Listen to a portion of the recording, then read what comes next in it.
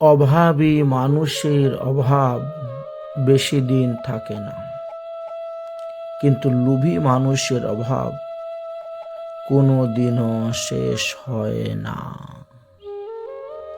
এই জন্য বলছেন, গরিব আর দরিদ্রতা এক নয়। দরিদ্র তো অসন্তুষ্ট, যারা সর্বদাই যথালাভে সন্তুষ্ট থাকে না, তারাই হলো দরিদ্র। যাদের পাওয়া চাওয়ার শেষ নেই, তারাই হলো দরিদ্র। তাই যারা লোভী মানুষ, তাদের অভাব কোনোদিনও শেষ হয় না, কিন্তু অভাবী মানুষের অভাবটা একদিন না একদিন শেষ হয়ে যায়। কথাটা মাথায় রাখবেন।